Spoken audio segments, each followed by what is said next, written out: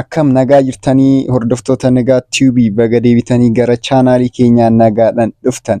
Har'allee barumsa afaan Ingiliffaa afaan Oromootiin isiniif qabadhee dhufeen jira. Har'a immoo maalidha kan isiniif qabadhee dhufe? Jecha yeroo baay'ee fakkeenyaaf God kan jedhu. God jechuun maal jechuudha? Waaqa. Hundi keessan akka beektan God kan jedhu waaqa. Isaan kan wal qabatan har'a jechoota garaagaraa ilaallaa jechuudha. Jechoota garaagaraa. Fakkeenyaaf Waaqayyo anaaf ragaadha. Waaqayyotu beekaa, waaqni kana hin godhini. Wantoota akkana jedhaman ni jiran miti. Yeroo baay'ee jecha keenyatti kan fayyadamnu isiniifan qabee dhufee jechuudha. Kanaafuu na waliin turaayii amma booda akkana jechoota akkana yookaan himoota akkanaa dubbachuuf isin rakkisu jechuudha. Okay. Warroonni onlaayiniidhaan direct ABCD irraa jalqabdanii barachuu barbaadan lakkoofsa bilbilaa keenyan Telegiraama, Imo yookaan ammoo WhatsAppidhaan nu dubbisaa direct ni barattu jechuudha. Kafaltii jiddu galeessa ta'een. Okay. Amma gara barumsa keenya yoo deemne tokkoffaa irratti maal jedhaa? God kan jedhu maalidha inni? Waaqa yookaan waaqayyo. Akkasitti naaf qabadhaa yoo warroonni hin beekne yoo jiraattan jechuudha. Okay.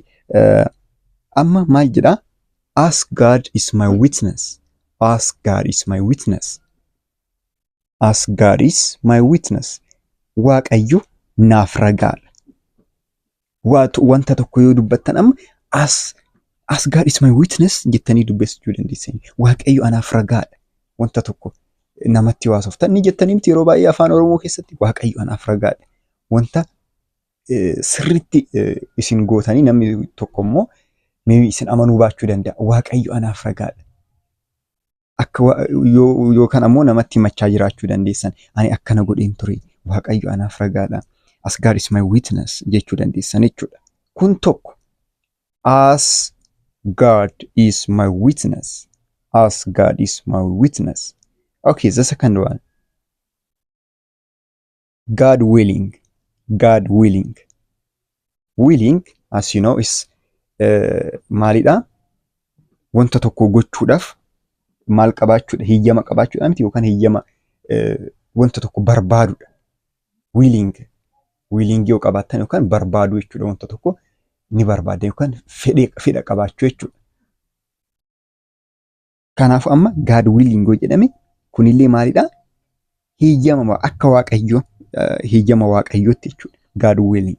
God willing. Amma God willing jettanii dubbistanii God godii osoo hin taane God willing jettanii jechuudha. Maal jechuudha? Akka hiyyama waaqayyootti. Akka hiyyama waaqayyootti jechuudha. Okay. Amma immoo wanta tokko wanta badaa tokko haasa'aa osoo jirtanuu waaqayyo akkana hin godhin jechuu dandeessan jechuudha. Waaqayyo hin godhinii too waaqni hin godhin. Waaqni hin godhin jechuu dandeessanii jechuudha. God forbid. Waaqni kana hin godhin. God forbid jechuun waaqni kana hin godhin.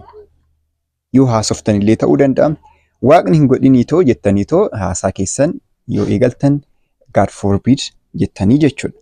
Okay, inni biraa immoo by the grace of God. By the grace of God. Akkuma beekamu waaqayyoon tolaadha. Waaqayyoon kan nama maal jechuudha? Kan nama hundaafuu tolu. Kanaafuu tola waaqayyootiin. Tola waaqayyootiin jiraachaa jira jechuu barbaadna. By the grace of God. Tola waaqayyootiin. Wanta grace waaqayyootiin jechuudha. By the grace of God. በእግዚአብሔር ቸርነት akka jedhamu jechuudha afaan Amaariffaatiin. Okay, inni biraa immoo God fearing man. God fearing man. Fear means maal jechuudha? Sodaachuudha miti. God fearing man. God fearing man jechuun sodaa waaqayyo nama qabu. Man jechuun nama miti. Sodaa waaqayyo nama qabu. He is God fearing man. Inni nama sodaa waaqayyo qabudha. God fearing man hojjettan nama maalidha? Nama sodaa waaqayyo qabu. Nama waaqayyoon kabaju. God fearing man jedhamaa jechuudha. Okay, kan biraa immoo man of God. Man of God. Nama waaqayyo. He is man of God really.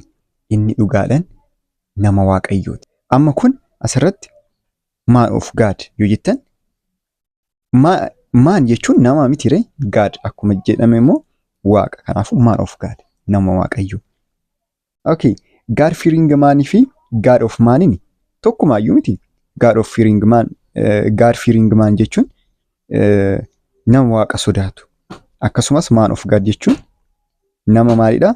Nama waaqa jechuudha. Okay, inni biraa immoo okay, kanuma har'aa fi kanuman isiniif qabadhee dhufe baay'ee miti baay'inaan qabdu yoo isiniif galuu baate irra deebi'aatoo laalaa jechuudha. Barumsi keenya har'aa kanuma bakkuma artanitti nagaanaaf ta'ay warroonni jalqabarraa kaastanii barachuu barbaadan ammoo nu dubbisuu dandeessanii. We are happy to help you. So kanuma har'aa fi lakkoofsa bilbilaatiin nu dubbisaa. Yaada keessan garuu naaf barreessaa. Yaada keessan naaf barreessaa. Kanaafuu kanuma